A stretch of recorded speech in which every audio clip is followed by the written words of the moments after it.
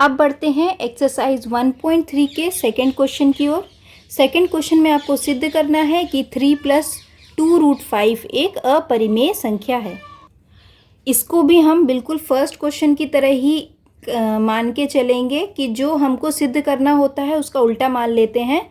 तो हम क्या मानेंगे कि माना 3 + 2√5 एक परिमेय संख्या है, और अगर यह एक परिमेय संख्या है तो इसको हम P/Q के फॉर्म में लिख सकते हैं, जहाँ पर P और Q क्या होंगे, दोनों ही पूर्णांक होंगे, इंटीजर्स होंगे, और साथ साथ P और Q दोनों ही सहअभाज्य संख्या होगी।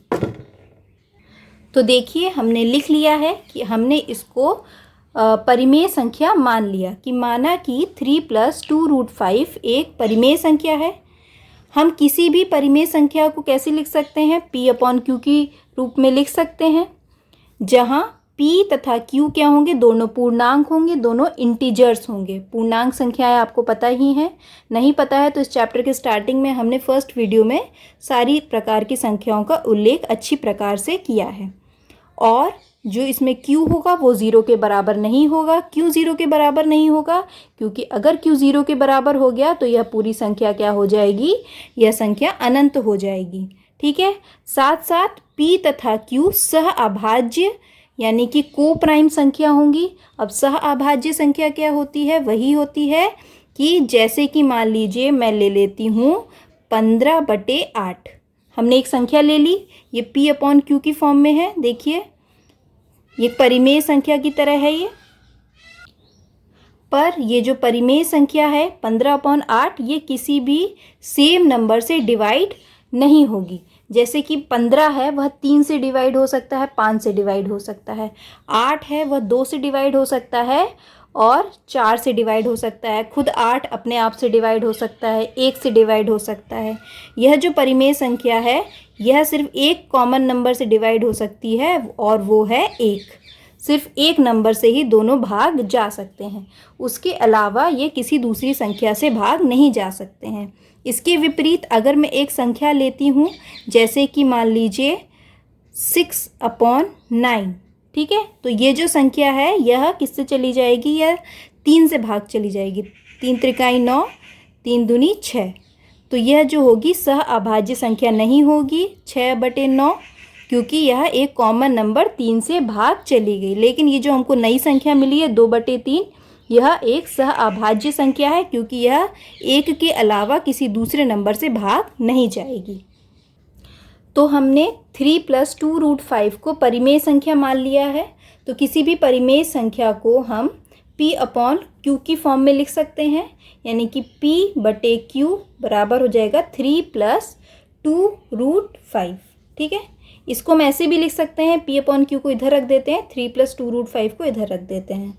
तो 3 + 2√5 = P/Q। ठीक है, अब ये जो 3 है इधर ये प्लस में है, इधर ये माइनस में चला जाएगा, इक्वल टू के इस तरफ निशान चेंज हो जाते हैं ना, इक्वल टू की दूसरी तरफ जाने पर। तो ये बचेगा 2√5 = P/Q - 3।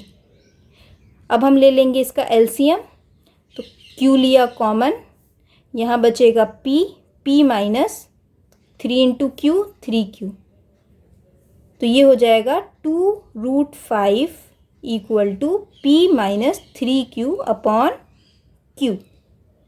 अब हम क्या करेंगे, इधर 2 जो है इसके साथ गुणा में है, तो इधर जाके भाग में यह चला जाएगा, तो इसके भाग में चला जाएगा। तो √5 = हो जाएगा P - 3Q/2Q। अब देखिए जो P और Q है वह एक पूर्णांक संख्या है। क्यों है पूर्णांक, क्योंकि हम शुरू में ही मान के चले थे कि जहाँ P तथा Q 2 पूर्णांक हैं। ठीक है, साथ साथ 3 और 2 जो होते हैं वह भी पूर्णांक संख्याएं होती हैं, ये आपको पहले से ही पता है। तो अगर ये जितनी भी संख्याएं हैं सब पूर्णांक संख्याएं हैं, तो किसी भी पूर्णांक संख्या को आप भाग देते हैं, यानी कि अगर सारी ही संख्या पूर्णांक संख्या है तो इसको सॉल्व करके भी एक परिमेय संख्या ही आएगी। लेकिन इसके इस तरफ देखें अगर हम बाएं तरफ, तो √5 लिखा हुआ है, ये तो परिमेय संख्या है, ये तो सिद्ध हो रही है, लेकिन √5 तो आपको पता ही कि अपरिमेय संख्या है। इसके पहले वाले वीडियो में मैं करवा चुकी हूँ कि √5 एक अपरिमेय संख्या है। तो इससे क्या सिद्ध होता है? इससे यह सिद्ध होता है कि हम जो कल्पना करके चले थे कि 3 + 2√5 यह एक अपरिमेय संख्या ही है, हमारी कल्पना बिल्कुल गलत है कि हम जो इसको मान के चले थे कि यह एक परिमेय संख्या है। ऐसा क्यों? क्योंकि इसको सॉल्व करने के बाद एक परिमेय संख्या आनी चाहिए थी इक्वल टू के उस तरफ, लेकिन इसको सॉल्व करने के बाद देख रहे हैं √5 आ रहा है जो कि एक अपरिमेय संख्या है। तो इस प्रकार हमारी कल्पना गलत हो जाएगी और यह एक अपरिमेय संख्या सिद्ध हो जाएगा।